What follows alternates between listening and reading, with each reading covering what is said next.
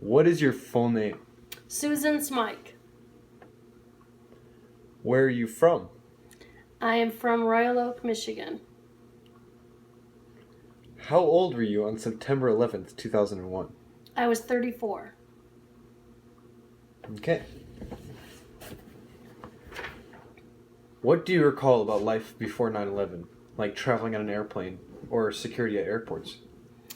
I remember that when someone was going on an airplane, we could go all the way to the waiting area with them and sit and wait until their plane was actually boarding.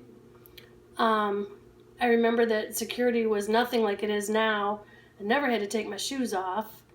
And you had to put stuff through the metal detectors or the x-ray machines, but not everything.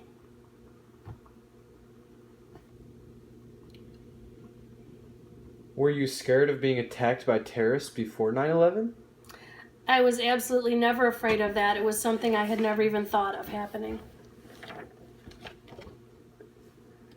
Did you ever visit any of the locations of the 9/11 attack? I was in New York City in 1984, and I went to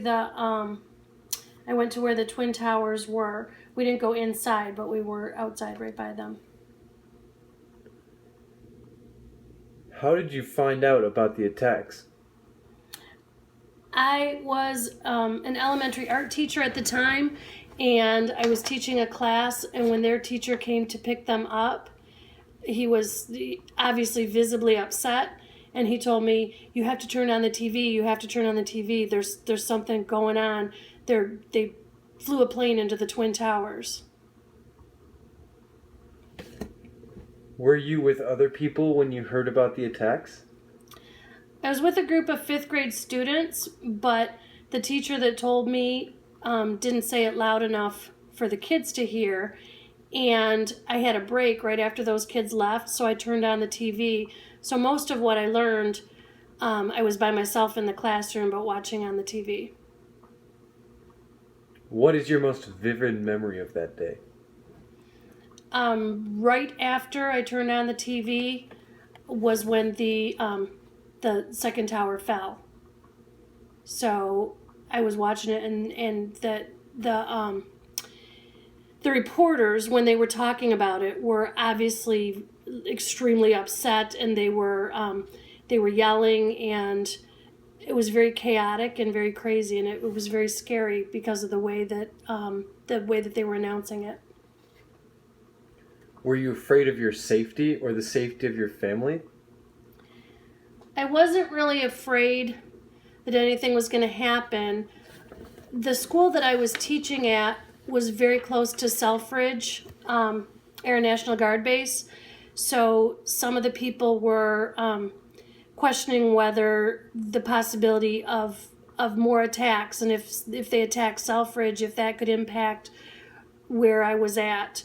And a lot of the parents came to the school because they wanted to get their kids and take them home and have them be safe with them.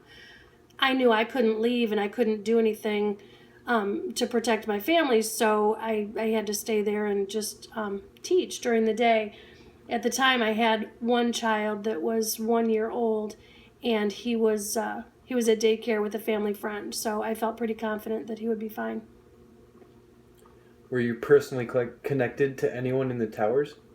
I did not know anyone that was injured or killed. What do you believe is our nation's greatest security threat? I think situations like that are still quite possible. I think that there are so many different people in America, and we don't know who's here for the right reasons, I guess, for lack of a better way to say it. There are a lot of people that want to do Americans harm, and I think that if people truly want to, they'll find a way. Do you think that terrorism can be defeated? I really don't think it can. I hope it can be curbed somewhat, and I do believe a lot of what the government has done and the new regulations with flying and things like that, I think have stopped a lot of attacks from happening. But I also believe that there will probably be a lot more attacks in my lifetime, and I just hope that that a lot of people aren't hurt. What do you believe should be done to protect the United States? I honestly don't know what can be done. What lessons should be learned from 9/11? I think that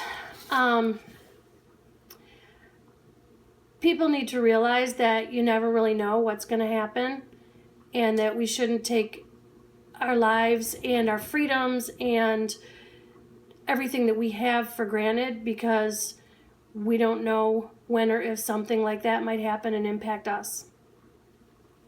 Okay. Thank you for your time. Thank you.